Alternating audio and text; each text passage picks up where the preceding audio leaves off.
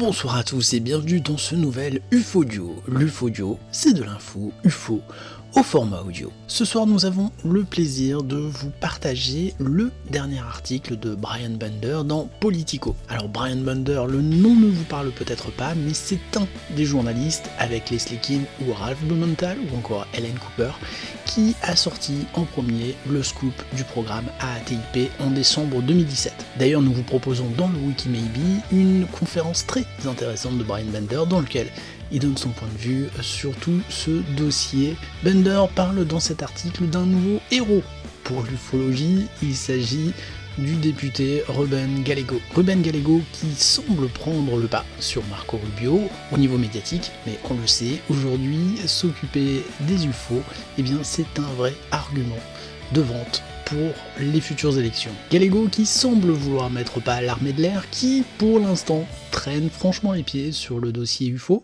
Va-t-il arriver à ses fins ?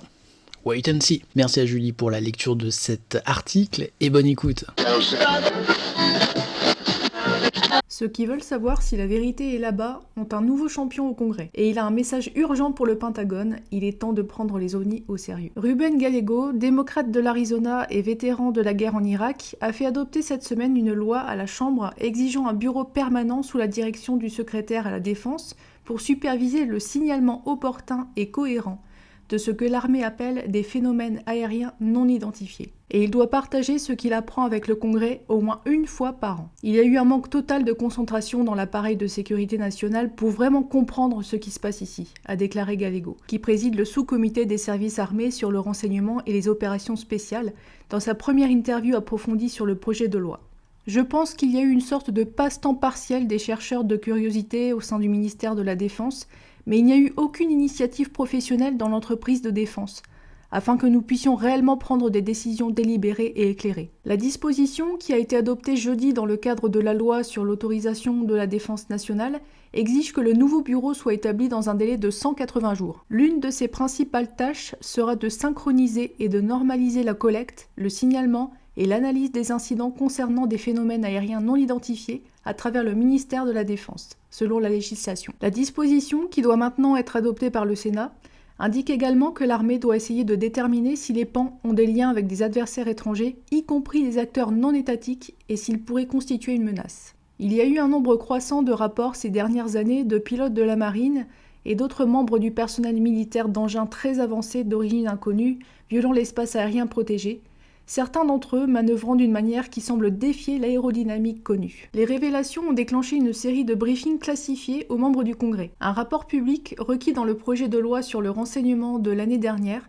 a conclu dans une évaluation préliminaire en juin que l'armée et les agences de renseignement ne disposaient pas de suffisamment d'informations pour tirer des conclusions fermes sur plus de 100 observations de PAN signalées, dont certaines qui semblent pour faire la démonstration d'une technologie de pointe. La secrétaire adjointe à la Défense, Kathleen Hicks, à l'époque, a demandé aux branches militaires et à d'autres organisations de recommander des améliorations des processus pour recueillir et analyser ces données et de développer un plan pour formaliser la mission. Mais il n'est pas certain que tous les chefs militaires aient compris le message. Le mois dernier, le secrétaire de l'armée de l'air, Frank Kendall, a déclaré qu'il n'était pas convaincu que les PAN soient un problème suffisamment sérieux pour exiger son attention.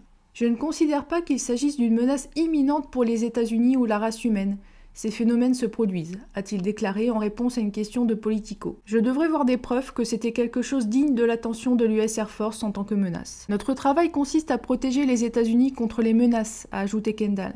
J'ai beaucoup de menaces connues contre lesquelles nous travaillons très dur pour protéger les États-Unis.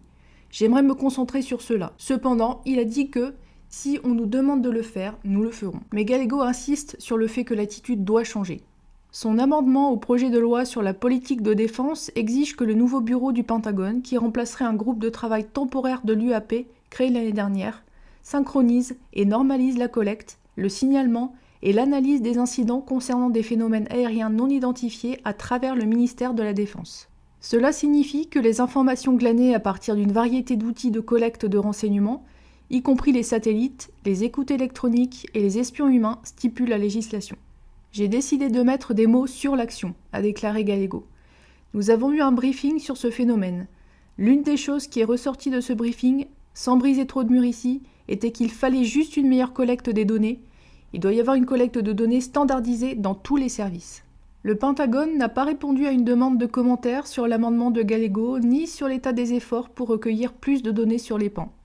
Tout le monde n'est pas convaincu que les efforts de Gallego feront des percées significatives, surtout si le nouveau bureau ne dispose pas des ressources adéquates et de l'accès à tous les programmes de renseignement pertinents et dans certains cas hautement secrets qui pourraient contenir des informations pertinentes. Un ancien haut responsable du renseignement américain qui a fait pression pour que plus d'attention soit accordée au PAN a déclaré que le véritable défi sera d'amener les agences d'espionnage et l'armée à partager ce qu'ils ont. Un bureau chargé de collecter et d'analyser les données ne peut réussir que si la personne qui le gère a le pouvoir de forcer la coopération.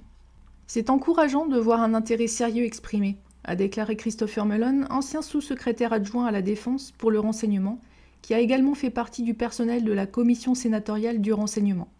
Cependant, il a déclaré qu'un membre du Pentagone n'est pas en mesure de diriger un effort multi-agences pour identifier les signatures les plus utiles pour le suivi des pans ou développer ou mettre en œuvre un plan de collecte. C'est surtout ça qui manque.